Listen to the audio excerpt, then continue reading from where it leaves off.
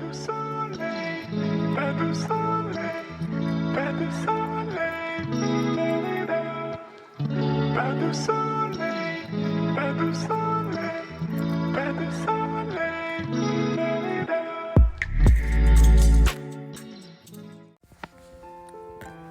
안녕하십니까. 오늘도 여러분의 반려견들은 행복하십니까?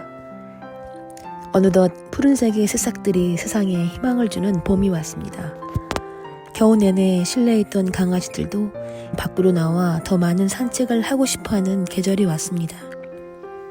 저는 유기견들을 오랫동안 키워오면서 다양한 병을 치료하고 또 수술을 해주면서 살아왔는데 슬개골 탈구는 수술비도 많이 들고 시간도 많이 드는 큰 수술에 해당이 됩니다.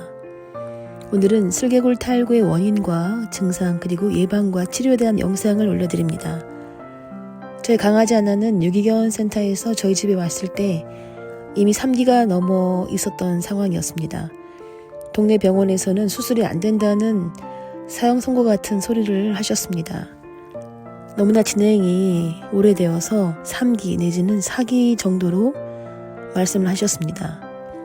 아파하는 강아지를 보면 너무나 불쌍해서 새벽 기도까지 해가며 정말 많이 울고 고생했었습니다. 다행히 부천에 있는 관절 수술을 제일 잘한다는 유명한 병원을 소개받게 되어서 기적처럼 수술을 잘 받고 걷고 뛰어다니는 걸 보면서 큰 보람을 느꼈습니다. 강아지 슬개골 탈구의 의심 증상과 진행 상태를 말씀드리겠습니다.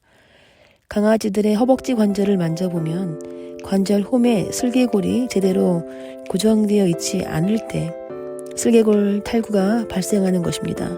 진행 형태에 따라서 1기에서 4기로 나뉘며 관리만 잘해주시면 1기에서 자연 치유되는 경우도 많습니다. 슬개골 탈구의 의심 증상으로는 첫 번째, 쩔뚝거리거나 다리를 저는 모습을 볼 때입니다. 이것을 간헐적 레미니스라고 하는데 잘 걷던 강아지가 한쪽 다리를 떨뚝거리거나 저는 모습을 볼 때 슬개골 탈구를 의심해 볼 수 있습니다. 두 번째는 다리를 저는 모습을 보이다가 힘없이 쓰러질 때, 세 번째는 한쪽 다리를 들고 다닐 때, 네 번째는 평소라면 잘 뛰어오르던 높이를 주춤하거나 시도조차 하지 않으려고 할 때, 다섯 번째는 절뚝대는 다리에서 딱딱 소리가 들릴 때가 있습니다. 이럴 때 슬개골 탈구를 의심할 수 있습니다. 슬개골 탈구의 진행 상태를 보면 첫 번째 1기, 슬개골이 정상적인 자리에 위치하고 있지만 물리적인 힘을 가하면 탈골되나 그 제자리로 돌아오는 상황입니다. 걸음걸이도 정상적입니다. 이때는 수술을 안 해도 되지만 약과 운동 치료를 요합니다. 2기는 1기와 비슷하지만 인위적으로 힘을 가했을 때 탈골된 것이 다시 돌아오지 않을 수가 있습니다. 슬개골이 스스로 빠지는 시기이기 때문에 절뚝대거나 걸음걸이가 불편해 보일 수 있습니다. 이때 수술이 필요합니다.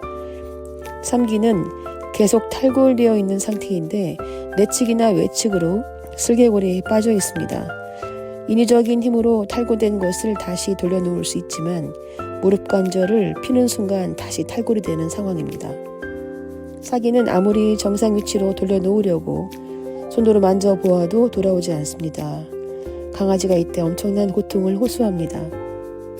내용을 보면 보통 4기가 제일 고통스러울 거라고 생각하시는데 저는 경험상 3기 때 아이들이 제일 힘들어하는 걸 보았습니다. 저 강아지 콩지가 뒷다리 2개가 다 문제였는데 하나는 3기 말, 하나는 3기에서 4기 정도라고 하시는데 강아지들은 자신의 병을 감추는 편이기 때문에 어지간하면 잘 참는데 얼마나 아파서 우는지 아파할 때마다 저도 같이 울었습니다. 4기 때는 통증이 심한 단계를 넘어섰기 때문에 오히려 아이들이 다리를 끌면서 다닙니다. 3기 때는 탈골되었다가 퍼졌다가 반복되기 때문에 고통스러워합니다. 강아지 슬개골 탈구의 원인과 수술의 관리를 말씀드립니다. 다양한 원인이 존재하지만 대부분은 선천적인 이유를 꼽습니다. 슬개골 탈구는 토이푸들이나 말티즈, 포메라니안, 요크셔 테리어, 우리 콩지 같은 소형견 친구들에게 흔히 발생합니다. 또 높은 곳에서 떨어지거나 뛰어내리는 등의 충격으로 관절에 이상이 생겨서 걸리기도 하니까 평소에 미끄러운 바닥에서 오래 생활하거나 자주 뛰어내리는 행동을 보이면 하지 못하도록 주의를 시키고 환경을 관리해 줘야 합니다. 저희 콩쥐는 12살 몰티즈 남아이며 7살 때 유기견으로 데리고 와서 9살 때 수술을 하게 되었습니다. 진행 상태가 많이 늦은 상황이었고 퇴행성 관절염 의심 증상까지 보이고 또 십자 인대까지 파열이 돼서 큰 수술을 했습니다. 수술비도 상당히 많이 들었고 저랑 같이 몸고생 마음고생 많이 했습니다. 수술이 가능한 것도 기적이었습니다. 수술 후에 걷고 산책하는 건 가능하다고 선생님은 말씀하시지만 제가 아이들을 돌봐온 경험적인 소견으로는 무리하지 않는 것이 좋다고 생각합니다. 왜냐하면 슬개골 탈구가 이렇게 수술도 어려운데 또 재발도 잘 돼요. 그래서 1기에서 2기, 3기는 바로 진행이 되고 1기라고 안심하고 무리하면 바로 2기, 3기가 되기 때문에 주의하셔야 됩니다. 지식인에서 제게 질문하신 분은 강아지가 1기나 수술을 안 하지만 어떻게 해야 하냐고 질문을 하셨는데 기본적으로 병원에서 시키는 대로 약 잘 먹이시고 살살 걷는 가벼운 산책 정도, 약 30분 정도, 그리고 평지의 조건에서 하시는 게 좋습니다. 높은 데서 뛰거나 뛰어내리는 동작은 못하게 하셔야 한다고 말씀드렸습니다. 강아지도 사람처럼 오르는 동작보다 내려가는 동작이 관절에 무리가 됩니다. 바닥도 미끄럼 방지 전용 매트로 깔아주시고 강아지 계단은 필수적입니다. 운동은 뒷다리 근육을 강화시키는 운동을 해줘야 합니다. 근육이 붙으면 관절도 건강해지기 때문입니다. 그리고 사료도 전문 병원에서 파는 관절 사료를 먹이시는 게 현명합니다. 무리해서 뛰게 하지 말고 항상 안전을 생각하며 돌보아야 합니다. 저는 좀 안 좋다 싶으면 무리하지 않도록 1인 캐비지, 제 나름대로 강아지 입원실을 만들어 놓고 안정시켜줬습니다. 강아지 나이도 중요합니다. 그리고 생활 환경도 중요하고 평소 발 관리도 중요합니다. 한번 나빠지면 사람이나 강아지나 너무 힘이 듭니다. 성급한 마음은 버리고 길게 보고 조심하고 주의해서 무리하지 않도록 돌봐주어야 오래오래 건강하게 걸을 수 있습니다. 근육 강화할 만큼의 걷기 운동만 시키고 악화되지 않도록 절제하는 게 현명하다는 생각입니다. 강아지 슬개골 탈구 예방에 대한 말씀을 드리겠습니다. 사실 제일 중요한 것은 치료보다 예방입니다. 유기견으로 데리고 온 아이들은 제가 처음부터 관리하며 키운 아이들이 아니어서 그 아이들의 정확한 상황을 모릅니다.